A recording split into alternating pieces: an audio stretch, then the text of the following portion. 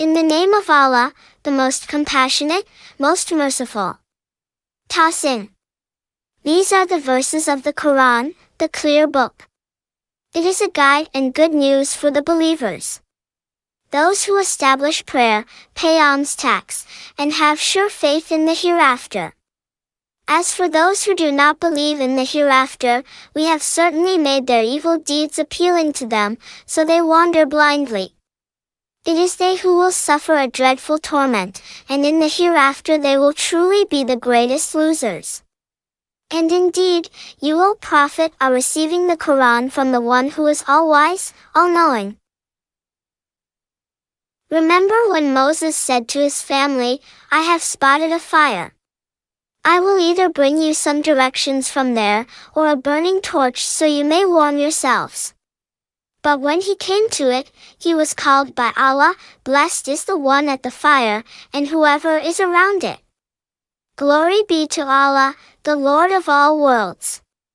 O Moses! It is truly I. I am Allah, the Almighty, all-wise. Now, throw down your staff. But when he saw it slithering like a snake, he ran away without looking back. Allah reassured him, O Moses! Do not be afraid. Messengers should have no fear in my presence. Fear is only for those who do wrong. But if they later mend their evil ways with good, then I am certainly all-forgiving, most merciful. Now put your hand through the opening of your collar, it will come out shining white, unblemished. These are 2 of 9 signs for Pharaoh and his people. They have truly been a rebellious people. But when our enlightening signs came to them, they said, this is pure magic. And, although their hearts were convinced the signs were true, they still denied them wrongfully and arrogantly. See then what was the end of the corruptors. Indeed, we granted knowledge to David and Solomon. And they said in acknowledgement, all praise is for Allah who has privileged us over many of his faithful servants. And David was succeeded by Solomon, who said, O people! We have been taught the language of birds, and been given everything we need. This is indeed a great privilege. Solomon's forces of jinn, humans, and birds were rallied for him, perfectly organized. And when they came across a valley of ants, an ant warned, O ants! Go quickly into your homes so Solomon and his armies do not crush you, unknowingly. So Solomon smiled in amusement at her words, and prayed, My Lord! Inspire me to always be thankful for your favors which you have blessed me and my parents with, and to do good deeds that please you. Admit me, by your mercy, into the company of your righteous servants. One day he inspected the birds, and wondered, why is it that I cannot see the hoopoe? Or could he be absent? I will surely subject him to a severe punishment, or even slaughter him, unless he brings me a compelling excuse. It was not long before the bird came and said, I have found out something you do not know. I have just come to you from Sheba with sure news. Indeed, I found a woman ruling over them, who has been given everything she needs, and who has a magnificent throne. I found her and her people prostrating to the sun instead of Allah. For Satan has made their deeds appealing to them, hindering them from the right way and leaving them unguided. So they do not prostrate to Allah, who brings forth what is hidden in the heavens and the earth, and knows what you all conceal and what you reveal. He is Allah. There is no God worthy of worship except Him, the Lord of the mighty throne. Solomon said, We will see whether you are telling the truth or lying. Go with this letter of mine and deliver it to them, then stand aside and see how they will respond. The queen later announced, O chiefs! Indeed, a noble letter has been delivered to me. It is from Solomon, and it reads, In the name of Allah, the most compassionate, most merciful. Do not be arrogant with me, but come to me, fully submitting to Allah." She said, "O chiefs, advise me in this matter of mine, for I would never make any decision without you." They responded, "We are a people of strength and great military might, but the decision is yours, so decide what you will command." She reasoned, "Indeed, when kings invade a land, they ruin it and debase its nobles. They really do so. But I will certainly send him a gift, and see what response my envoys will return with." When the chief envoy came to him, Solomon said, "Do you offer me wealth? What Allah has granted me is far greater than what He has granted you. No. It is you who rejoice in receiving gifts. Go back to them, for we will certainly mobilize against them forces which they can never resist, and we will drive them out from there in disgrace, fully humbled." Solomon asked, "O chiefs, which of you can bring me her throne before they come to me in full submission?" One mighty jinn responded, "I can bring it to you before you rise from this council of yours. And I am quite strong and trustworthy for this task." But the one who had knowledge of the scripture said, "I can bring it to you in the blink of an eye." So when Solomon saw it placed before him, he exclaimed, "This is by the grace of my Lord to test me whether I am grateful or ungrateful. And whoever is grateful, it is only for their own good. But whoever is ungrateful, surely my Lord is self-sufficient, most generous." Then Solomon said, "Disguise her throne for her so we may see whether she will recognize it or she will not be able to." So when she arrived, it was said to her, "Is your throne like this?" She replied, "It looks to be the same." We have already received knowledge of Solomon's prophethood before this miracle, and have submitted to Allah. But she had been hindered by what she used to worship instead of Allah, for she was indeed from a disbelieving people. Then she was told, "Enter the palace." But when she saw the hall, she thought it was a body of water, so she bared her legs. Solomon said, "It is just a palace paved with crystal." At last she declared, "My Lord, I have certainly wronged my soul. Now I fully submit myself along with Solomon to Allah, the Lord of all worlds." And we certainly sent to the people of Thamud their brother Salih, proclaiming, "Worship Allah," but they suddenly split into two opposing groups. He urged the disbelieving group, "O my people! Why do you seek to hasten the torment rather than grace? If only you sought Allah's forgiveness so you may be shown mercy." They replied, "You and your followers are a bad omen for us." He responded, "Your omens are destined by Allah. In fact, you are only a people being tested." And there were in the city 9 elite men who spread corruption in the land, never doing what is right.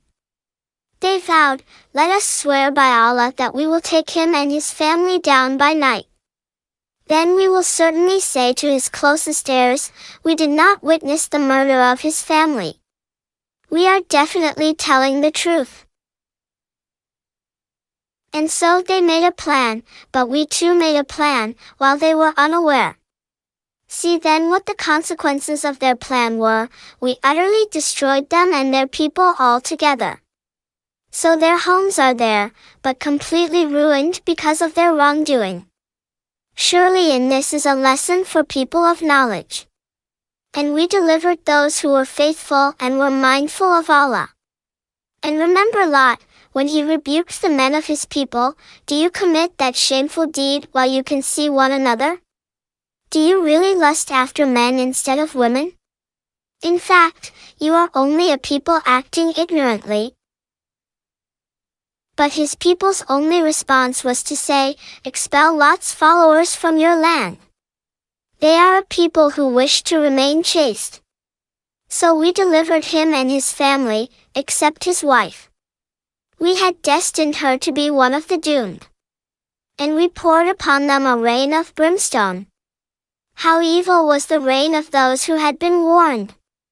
Say, O Prophet, praise be to Allah, and peace be upon the servants He has chosen. Ask the disbelievers which is better, Allah or whatever gods they associate with Him? Or ask them, who created the heavens and the earth, and sends down rain for you from the sky, by which we cause delightful gardens to grow. You could never cause their trees to grow. Was it another God besides Allah? Absolutely not. But they are a people who set up equals to Allah. Or ask them, who made the earth a place of settlement, caused rivers to flow through it, placed firm mountains upon it, and set a barrier between fresh and salt bodies of water? Was it another God besides Allah? Absolutely not. But most of them do not know. Or ask them, who responds to the distressed when they cry to Him, relieving their affliction, and who makes you successors in the earth? Is it another God besides Allah? Yet you are hardly mindful. Or ask them, who guides you in the darkness of the land and sea, and sends the winds ushering in His mercy? Is it another God besides Allah?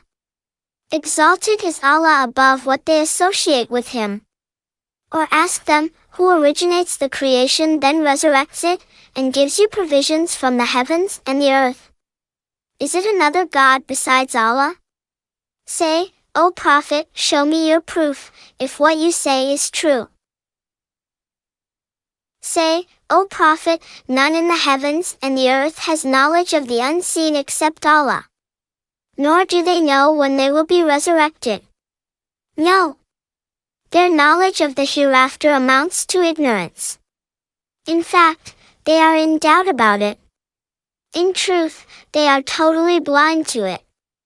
The disbelievers ask, when we and our fathers are reduced to dust, will we really be brought forth alive?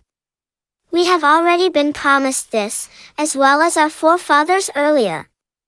This is nothing but ancient fables.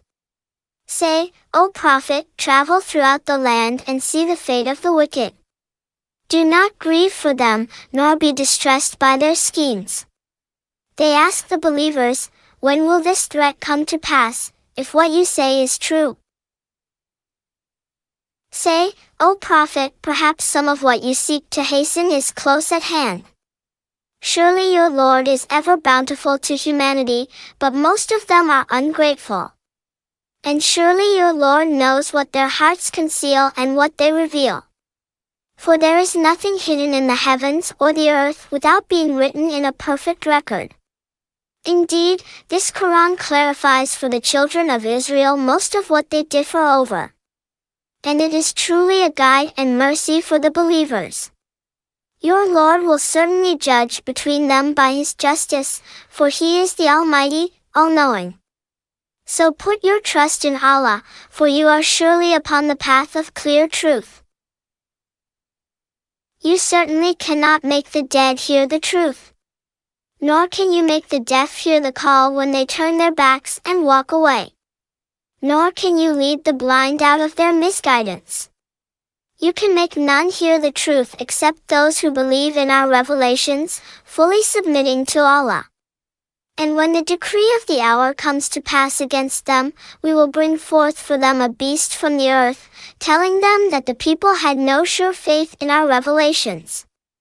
Watch for the day we will gather from every faith community a group of those who denied our revelations, and they will be driven in ranks. When they finally come before their Lord, He will ask them, did you deny my revelations without even comprehending them? Or what exactly did you do? And the decree of torment will be justified against them for their wrongdoing, leaving them speechless. Do they not see that we made the night for them to rest in and the day bright? Surely in this are signs for those who believe. And beware of the day the trumpet will be blown, and all those in the heavens and all those on the earth will be horrified to the point of death, except those Allah wills to spare. And all will come before Him, fully humbled.